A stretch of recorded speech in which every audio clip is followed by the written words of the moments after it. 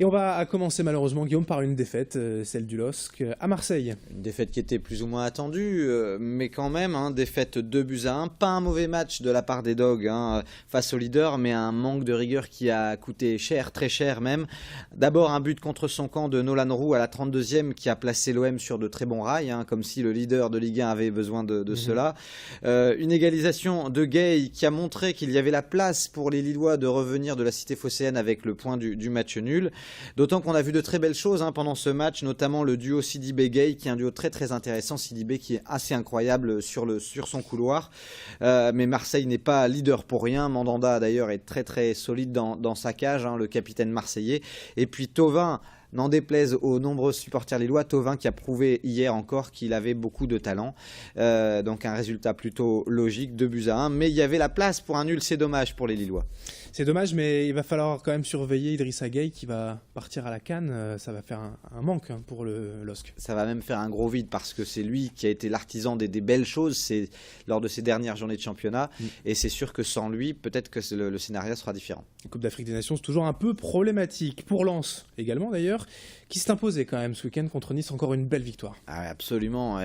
Et ce 2-0 face à Nice va permettre aux Lensois de passer les fêtes au chaud, d'être très sereins en tous les cas d'un point de vue sportif, puisque les Lensois ne sont plus relégables à l'issue de cette première phase du championnat. Lors de ce match, un match propre, un match serein, un but de Cyprien à la 36e pour passer à la mi-temps en tête. Et puis Koulibaly qui a salé l'addition à la 86e. Un but à la George Weah, franchement. Absolument, plein de puissance, magnifique. de finesse, c'était très beau. Complètement. Lens qui est 16e de Ligue 1, qui laisse du coup Metz, Caen, Bastia et Evian derrière. Une seule défaite en 5 journées de championnat, c'était face à Monaco. Pour le reste, 2 matchs nuls et 2 victoires.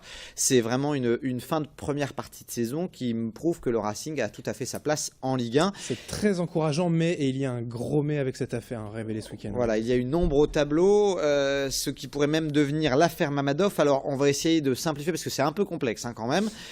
Concrètement, Hafiz Mamadov, actionnaire majoritaire du Racing Club de Lens, conteste aujourd'hui une signature qui dit que s'il ne remboursait pas les 2,5 millions d'euros qu'il n'avait pas pu verser et qui avait été avancés par le fils du ministre azéri des Transports, par la société du fils plutôt, eh bien il y a une convention signée de lui qui dit que s'il n'a pas remboursé ces 2,5 millions d'euros, il devra céder ses parts au fils du ministre des Transports avant le 31 décembre.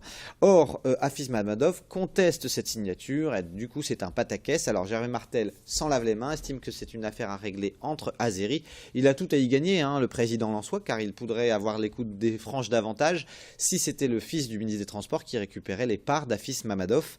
En tous les cas, l'impression quand même que le cauchemar ne se termine pas pour Lens. Il y a tout le temps des histoires cette saison, c'est compliqué. C'est compliqué, oui, tout à fait. On n'a pas tout, comme j'en discutais avec le président de la Ligue Nord-Pas-de-Calais de football il y a quelques temps, pour ce qui se passe en Azerbaïdjan, eh bien on n'a pas toutes les infos, on n'a pas toutes les données. En tous les cas, sportivement, Lens est en train de réussir son pari, car à la trêve, Antoine Camboiré, il y a quelques semaines, espérait atteindre la barre des 20 points, mais on sentait qu'il était assez sceptique. Et bien finalement, le Racing a rejoint la trêve avec 19 points, c'est super.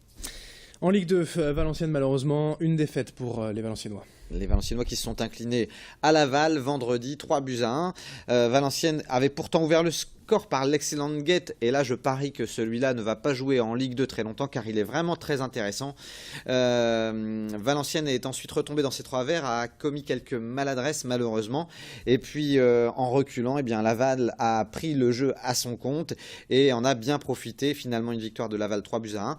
Valenciennes est néanmoins 10e de Ligue 2 à la trêve, ce qui est malgré tout une excellente place. 5 victoires en deuxième partie de saison et Valenciennes pourra penser à autre chose qu'au maintien. Bon, rapidement, un petit plaisir avec moi pour l'USBCO.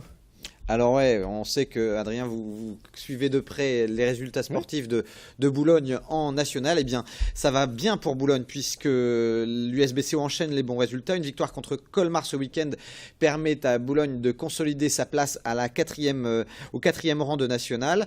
Ça a ajouté au fait que Boulogne est toujours en lice en Coupe de France après l'élimination de l'équipe du Havre. Ça va fort pour Boulogne en ce moment.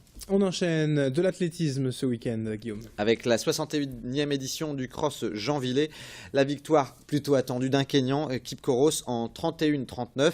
C'est un inconnu ici dans la région, mais il est très très fort. Il est connu, ce Kényan, pour sévir en Allemagne, et il va bientôt aller participer à un marathon en Chine. En tout cas, il a facilement dominé ses adversaires, mais en tout cas une très très belle performance d'un Arageois, Anthony Vasseur, qui était 14e en 2012, 7e en 2013 et qui a fait une perf. Il a couru très intelligemment et il a terminé sur le podium, ça a payé.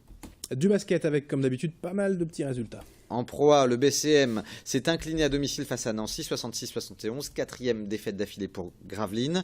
Donc demain, il y aura un déplacement pour le BCM au Mans pour essayer de bien rebondir. De son côté, Boulogne a logiquement perdu à Paris. Oui. Et puis en Pro B, Orchy a battu Roanne.